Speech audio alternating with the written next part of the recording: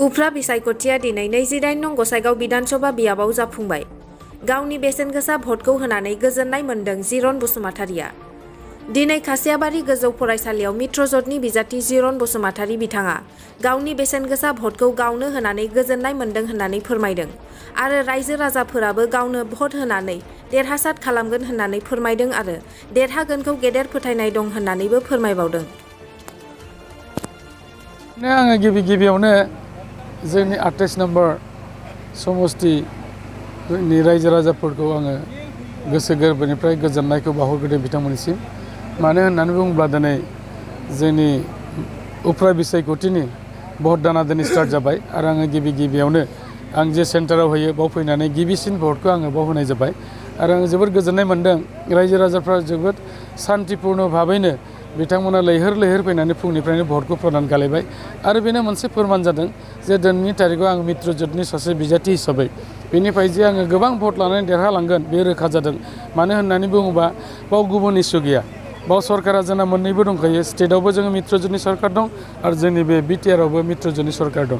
गतिके रायजोफोरनो जौगानायखौ नांगौ आरो जोंबो होनदों जे बे 28 नम्बर समस्तिया जिहेतु गोग्लैसोनाय मोनसे समस्ति बेनिखायनो जौगानायनि थाखाय जों खामानिखौ मावलांगोन आरो लोगोसे नोंथांमोना खोनाबाय थादों जे आसामनि मानगोनां चिफ मिनिस्टार जोंनि डक्टर हेमन्त बिश्व शर्मा बिथाङा मोनसे बाथ्राखौ होनदों आसामनि गासै मोन 126 जि समस्तिफोर दङ बेनि गेजेराव गसाइगावआ मोनसे गोग्लैसोनाय समस्ति हिसाबै बिथाङा आइडेन्टिफाइड खालामदों आरो बिथाङा होनदों आं देरहाखांनायनि उनावनो आंजों लोगो जाफानानै बेवहाय जेसेबां जौगानायनि हाबाफारि मावनांगौ बिथाङा बेखौ दायित्व लादों। बेनिखायनो आं स्पेसियेलि आसामनि गिबि मन्त्रि डक्टर हेमन्त बिश्व शर्मा बिथांनिसिम थेंक्सखौ बावहरदों। लोगोसे बिटिआरनि चिफ प्रमद बर' बिथांनिसिम आं थेंक्सखौ जासिहरदों आरो लोगोसेनो आसाम रायजिक बिजेपिनि सभापति भबेश कलिता बिथांनोबो आं थेंक्स बावदों।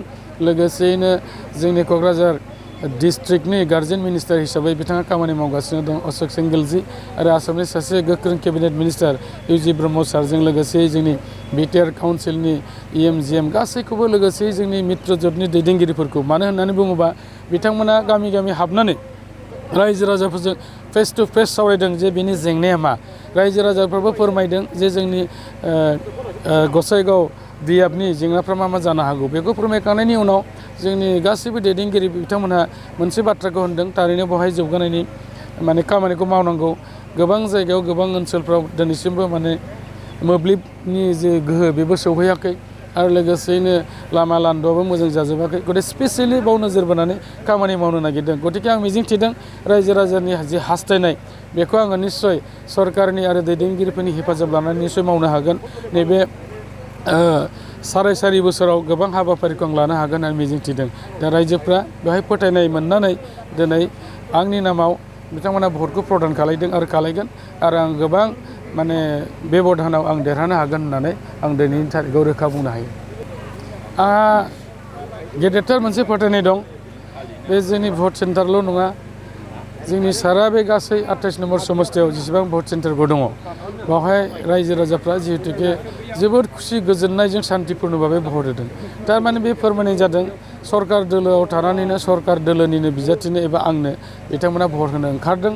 दा बेवहाय खुनु जेबो सन्देह आं खालायाखै जे बिथांमोना 100आव 100 फोथायनाय लानानै जोंनि सरकारनोनो एबा आंनोनो भट होनो जिहेतुके ओंखारदों आरो बेवहाय जे आं जे देरहाखासिगोन बे रोखा जाबाय आरो बिथांमोना गुबुननो बिनि थाखाय होनाय नङा। दिनै आसामाव मोनबा समस्तियाव भट जानो थांगासिनो दङ।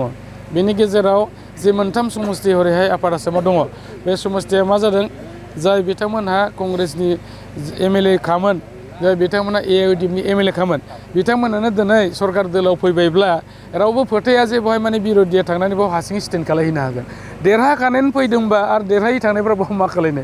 दा बेनिखायनो रायजोफोरा बेखौ फोथायनाय दं नोजोर लाखिदों जे सरकारजोंनो थानानै जौगानायनि थाखाय जों खामानि मावनांगौ आरो लोगोसे जोंनि ओनसोलाव जे लाइमोनफ्रा जे दिनै खामानि दामानि मोनाखै। खामानि होननाय लोगो बाव साख्रिखौल' बुजाया जिखुनु बिथिङाव खामानि मावनानै थांनानै थानायनि राहा लामा जिहेतुके गैया। बेनि थाखाय दिनै आसाम सरकार आरो बिटिआर सरकारा खामानि मावनो नागिरदों। दा बेनिखायनो लाइमोनफ्राबो फोथायनाय दं आरो लोगोसे जोंनि आइजोफोरनि जेंना एबा महिलाफोरनि जे जेंना दङ बेबो सुस्रांनायनि बाथ्राखौ होदों।